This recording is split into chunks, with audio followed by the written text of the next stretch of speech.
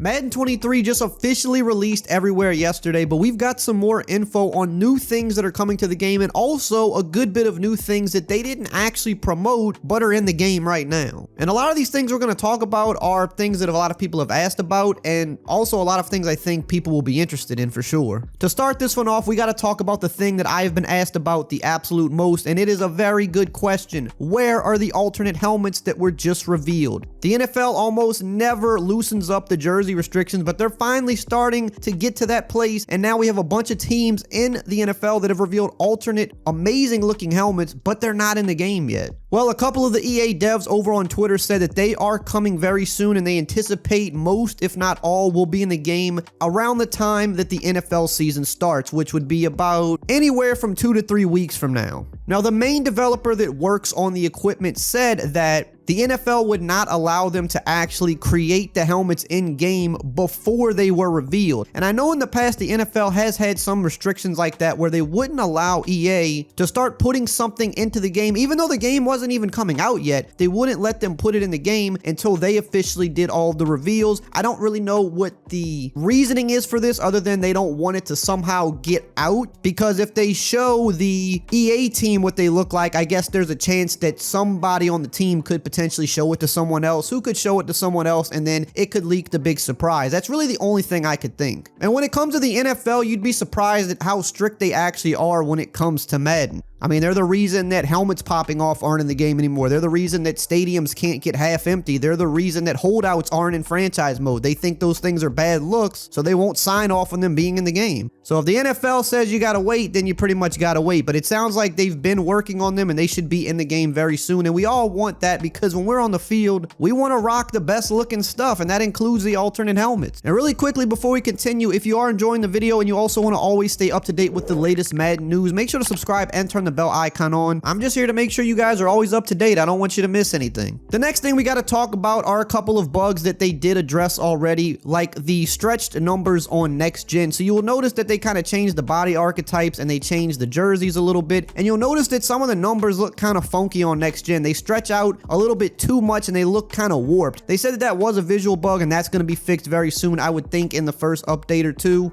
I think to some degree they are supposed to look more stretched and more realistic, because when you watch a player in real life, their numbers aren't always looking perfect on the back of their jersey, because the jersey's getting wrinkled up and scrunched up and they're playing the game. But there's just some instances where it looks actually way too warped, and it clearly is a visual bug, so they're getting that fixed. They also did release a roster update over the last couple of days, basically just keeping up with the latest transactions as teams are cutting players. Teams added a bunch of undrafted free agents and things like that, so more of the team rosters should be a little closer up to date. And of course, once the final 53-man rosters are out, they're gonna always have that up to date when that time comes. They also mentioned that a bunch of face scans are coming to the game within the first update or two. Usually with the rookies, for some reason nowadays, there's not a bunch of them in the game at launch anymore. They usually come shortly after. And they've talked about that sometimes they just don't have the same access to players that they used to before COVID for some reason. And also some of the star players like a Fred Warner or a Darren Waller, some of these guys that have been in the league for years and they still don't have their scans, a lot of times it's because they just don't have access to the players to actually get them scanned. Whether their schedules just don't meet up or the teams are just not allowing enough access to the players during this time of year because they're getting ready for the season,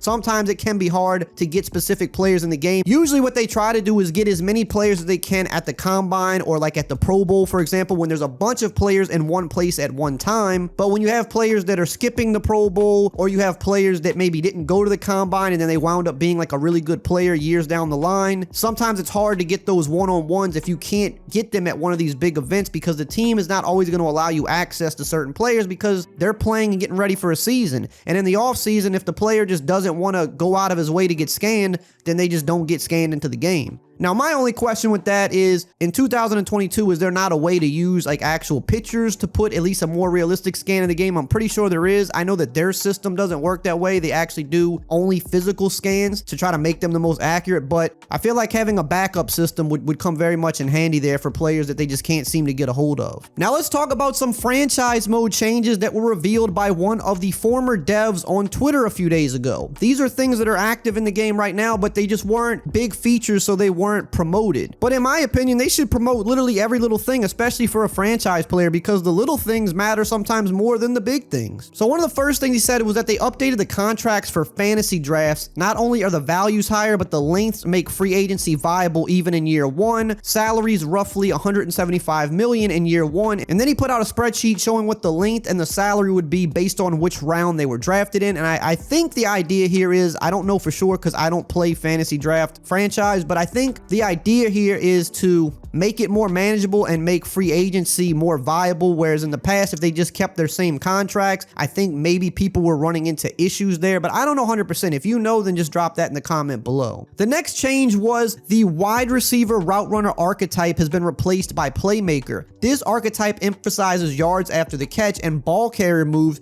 to represent guys who are elite after the catch, even if they aren't as elite before the catch. So the route runner archetype is no more, so you don't have to be a nasty route runner to get the playmaker archetype. But I believe if you are a really good route runner, you will also get the playmaker archetype, but it's just more so, I guess, a well-rounded archetype. So if you only meet one of the criteria, whether that be a good route runner or just a good yak guy, you can still kind of fit into that similar bucket. The third franchise change he revealed was that they limited the extent that players can upgrade physical attributes. Previously, you could get +3 speed, +3 throw power, etc. for a career. He said that was tuned down to be +1 to be more realistic, which is pretty realistic. When guys come into the league, whoever they are physically typically isn't going to change that much over the course of their career. Their speed is kind of their speed. They could get a little bit faster, but you're not usually going to get significantly faster. Same with like vertical jumping and agility, right? You can work on that. You could get better at it. But typically, you're not going to make these drastic improvements and be a completely different guy in that department. The fourth change for franchise he revealed was that every ability is available to either ability slot for players to create a better mix and match of skill sets. They also have become more balanced